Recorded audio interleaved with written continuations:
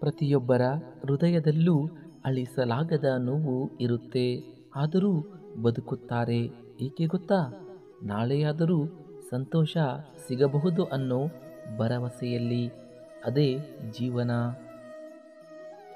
ಮರದಿಂದ ಕೆಳಬಿದ್ದ ಹೂವು ಮತ್ತೆ ಅರಳುವುದಿಲ್ಲ. ಆದರೆ ಬೇರುಗಳು ಗಟ್ಟಿಯಾಗಿದ್ದರೆ ಮತ್ತೆ ಹೊಸ ಹೂಗಳು ಹುಟ್ಟುತ್ತವೆ.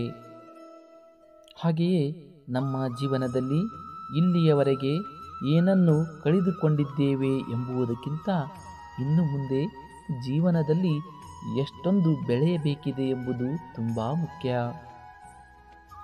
ಜೀವನದಲ್ಲಿ ಬದುಕಬೇಕು ಎನ್ನುವವನಿಗೆ ಎಲ್ಲವೂ ಇಷ್ಟ. ಆದರೆ ಬದುಕಬೇಕೆ ಎನ್ನುವವನಿಗೆ ಎಲ್ಲವೂ ಕಷ್ಟ.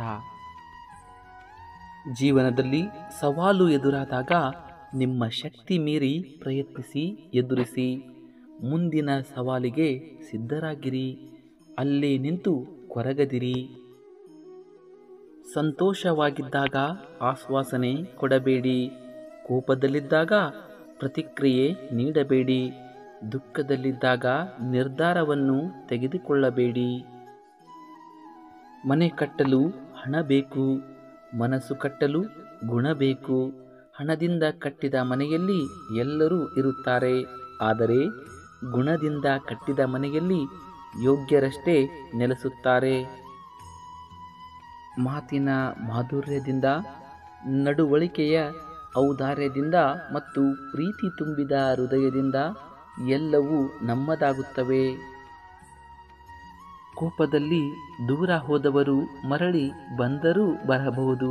ಆದರೆ ನೋವ ಮನದಲ್ಲಿ ಬಚ್ಚಿಟ್ಟು ನಗು ನಗುತ್ತಾ ದೂರ ಹೋದವರು ಎಂದಿಗೂ ಮರಳಿ ಬರುವುದಿಲ್ಲ. ನಂಬಿಕೆ ಓದುವುದಕ್ಕೆ 3 ಅಕ್ಷರಗಳು ಮಾತ್ರ ಇರಬಹುದು. ಆದರೆ ಗಳಿಸುವುದಕ್ಕೆ ತುಂಬ ಕಷ್ಟ. ಏಕೆಂದರೆ ಇದು ಹಣಕ್ಕಿಂತಲೂ ದುಬಾರಿ. ಕ್ಷಮಾಗುಣ ಎನ್ನುವುದು ಹೃದಯವಂತರ ದೊಡ್ಡ ಸಂಪತ್ತು. ಆದರೆ ಅದನ್ನು ಹೃದಯಹೀನರಿಗೆ ನೀಡಿದಲ್ಲಿ ಅದೇ ದೊಡ್ಡ ಆಪತ್ತು. ಕ್ಷಮೆಯೇ ಆಗಲಿ, ದಾನವೇ ಆಗಲಿ, ಯೋಗ್ಯರಿಗೆ ನೀಡಿದಲ್ಲಿ ಮಾತ್ರ ಅದಕ್ಕೊಂದು ಶ್ರೇಷ್ಠತೆ. ಯಶಸ್ಸು ಒಂದೇ ದಿನದ ಕೆಲಸವಲ್ಲ, ಅದು ಪ್ರತಿದಿನದ ಪರಿಶ್ರಮದ ಪ್ರತಿಫಲ. ಸಣ್ಣ ಸಾಧನೆಗಳು ದೊಡ್ಡ ಗೆಲುವಾಗಿ ಬದಲಾಗುತ್ತವೆ. ಸೋತಾಗ ತಲೆ ಎತ್ತಿ ನಡೆಯೋ ಧೈರ್ಯ ಇರಬೇಕು. ಗೆದ್ದಾಗ ತಲೆ ತಗ್ಗಿಸಿ ನಡೆಯೋ ವಿನಯ ಇರಬೇಕು. ಕೃತಜ್ಞತೆ ಎಂದರೆ ಸಣ್ಣ ಸಂತೋಷದಲ್ಲೂ ಸಂತೃಪ್ತಿ ಕಂಡುಕೊಳ್ಳುವ ಶಕ್ತಿ. ಅದು ಬದುಕಿನ ಅರ್ಥವನ್ನು ಬೆಳೆಸುತ್ತದೆ. ನಿಮ್ಮ ಸೋಲುಗಳಲ್ಲಿ ಕಲಿತ ನಿಜವಾದ ಪಾಠಗಳನ್ನು ಮರೆಯಬೇಡಿ. ಪ್ರತಿಯೊಂದು ಸೋತ ಕ್ಷಣವೂ ಬೆಳವಣಿಗೆಯ ಹೆಜ್ಜೆಯಾಗಿದೆ. ನೋವು ಎನ್ನುವುದು ಕೇವಲ ಶರೀರಕ್ಕೆ ಅಲ್ಲ, ಅದು ಮನಸ್ಸಿನ ಭಾರವೂ ಹೌದು. ನೋವನ್ನು ಮರೆತು ಸಂತಸವನ್ನು ಹಂಚೋಣ. ಮೌನವೇ ಅತ್ಯಂತ ಶಕ್ತಿಯುತ ಮಾತು. ಕೆಲವೊಮ್ಮೆ ಮಾತುಗಳಿಗಿಂತ ಮೌನವೇ ಸೂಕ್ತವಾದ ಉತ್ತರ. ಯಾವಾಗಲೂ ಎಲ್ಲರಿಗೂ ಒಳ್ಳೆಯದನ್ನೇ ಬಯಸುವ ಮನಸ್ಸು ಜೀವನದ ಪ್ರತಿಯೊಂದು ಕ್ಷಣವನ್ನು ಬೆಳಗಿಸುತ್ತದೆ. ಜನರು ನಿಮ್ಮನ್ನು ನಿಮ್ಮ ಹೆಸರಿನಿಂದ ಕರೆಯಬಹುದು, ಆದರೆ ನಿಮ್ಮನ್ನು ನಿಮ್ಮ ವ್ಯಕ್ತಿತ್ವದ ಮೂಲಕವಷ್ಟೇ ನೆನಪಿಸಿಕೊಳ್ಳುತ್ತಾರೆ. ಸಹಾಯ ಮಾಡಿದವರಿಗೆ ಕೃತಜ್ಞತೆ ತುಂಬಿದ ಹೃದಯದಿಂದ ಧನ್ಯವಾದ ಹೇಳುವವನು ಎಂದೆಂದಿಗೂ ಸಂತೋಷಿಯಾಗಿರುತ್ತಾನೆ. ಜೀವನ ತುಂಬ ಚಿಕ್ಕದು. ಪ್ರತಿಯೊಂದು ಕ್ಷಣವನ್ನು ಖುಷಿಯಿಂದ ಕಳೆಯಿರಿ. ಏಕೆಂದರೆ ಕಳೆದು ಹೋದ ಸಮಯ ತಿರುಗಿ ಬಾರದು. ಸಂತೋಷದ ರಹಸ್ಯ ಹೊರಗಿನ ಸಂಪತ್ತಲ್ಲ, ಸಂತೋಷ ಅಡಗಿರುವುದು ಮನದ ಶಾಂತಿ, ನೆಮ್ಮದಿ ಹಾಗೂ ಪ್ರೀತಿಯಲ್ಲಿ.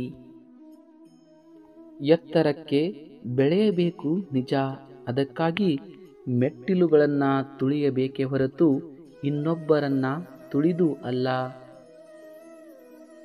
ಕನಸಿನ ಗೋಪುರ ಕಟ್ಟಿ ನಿರೀಕ್ಷೆಯಲ್ಲಿ ಬದುಕುವುದಕ್ಕಿಂತ ಬದುಕು ಬಂದಂತೆ ಅನುಭವಿಸುತ್ತಾ ನೆಮ್ಮದಿ ಕಾಣುವುದು ಉತ್ತಮ. ಇನ್ನೊಬ್ಬರನ್ನು ಮೆಚ್ಚಿಸಲು ಬದುಕುವ ಬದುಕು ಎಂದಿಗೂ ನಮಗೆ ನೆಮ್ಮದಿಯನ್ನು ಕೊಡುವುದಿಲ್ಲ. ಮುಖದ ಸೌಂದರ್ಯ ಕೇವಲ ಜನರ ಗಮನವನ್ನು ಸೆಳೆಯಬಹುದು, ಆದರೆ ಮನದಲ್ಲಿ ಸೌಂದರ್ಯವಿದ್ದರೆ ಇಡೀ ಜಗತ್ತನ್ನೇ ಗೆಲ್ಲಬಹುದು. ಮುಖದ ಭಾವನೆಯನ್ನು ಯಾರು ಬೇಕಾದರೂ ಗುರುತಿಸಬಹುದು, ಆದರೆ ಮನದೊಳಗಿನ ಖಿನ್ನತೆಯನ್ನು ಕೇವಲ ಆತ್ಮೀಯರಿಗೆ ಮಾತ್ರ ಗುರುತಿಸಲು ಸಾಧ್ಯ. ಒಳ್ಳೆಯ ಸಮಯಕ್ಕಾಗಿ ಕಾಯುತ್ತಾ ಕುಳಿತರೆ ಬದುಕಿಡೀ ಕಾಯುವುದೇ ಆಗಿಬಿಡುತ್ತದೆ. ಈಗಿನದಕ್ಕಿಂತ ಒಳ್ಳೆಯ ಸಮಯ ಮತ್ಯಾವುದೂ ಇಲ್ಲ. ಬೇಕೆನಿಸಿದ್ದನ್ನು ದಕ್ಕಿಸಿಕೊಳ್ಳುವುದು ಸಂತೋಷವಲ್ಲ, ಇರುವುದನ್ನು ಆನಂದಿಸುವುದೇ ನಿಜವಾದ ಸಂತೋಷ. ಮನಸ್ಸಿನಲ್ಲಿರುವ ನೋವುಗಳು ವಾಸಿಯಾಗುವುದಕ್ಕೆ ಬೇಕಾಗಿರುವುದು ಎರಡೇ ಎರಡು ಔಷಧಿ, ಒಂದು ಕಾಲ, ಇನ್ನೊಂದು ಮೌನ. ನಮ್ಮ ಬಳಿ ಇರುವುದನ್ನು ನಾವು ಗೌರವಿಸಲಿಲ್ಲವೆಂದರೆ ಸಂತೋಷ ಎಂದಿಗೂ ನಮ್ಮ ಬಳಿ ಬರುವುದಿಲ್ಲ. ಎಲ್ಲದಕ್ಕಿಂತ ಕೆಟ್ಟ ಅಭ್ಯಾಸ ಎಂದರೆ ಪ್ರತಿಯೊಂದು ವಿಷಯಕ್ಕೂ ಅನುಮಾನ ಪಡುವುದು. ಈ ಅಭ್ಯಾಸ ಅತ್ಯಂತ ಒಳ್ಳೆಯ ಸಂಬಂಧಗಳನ್ನು ನುಚ್ಚು ನೂರು ಮಾಡುತ್ತದೆ. ಸಂಬಂಧಗಳಿಗೂ ವಯಸ್ಸು ಆಯಸ್ಸು ಇರುತ್ತೆ. ಕೆಲವು ಸಂಬಂಧಗಳು ಸಾಯುವವರೆಗೂ ನಡೆಯುತ್ತೆ, ಇನ್ನು ಕೆಲವು ಸಂಬಂಧಗಳು ಜೀವಂತ ಇರುವಾಗಲೇ ಸಾಯುತ್ತವೆ. ಶ್ರೀಕೃಷ್ಣಂ ವಂದೇ ಜಗದ್ಗುರು. ಎಲ್ಲರಿಗೂ ಒಳ್ಳೆಯದಾಗಲಿ.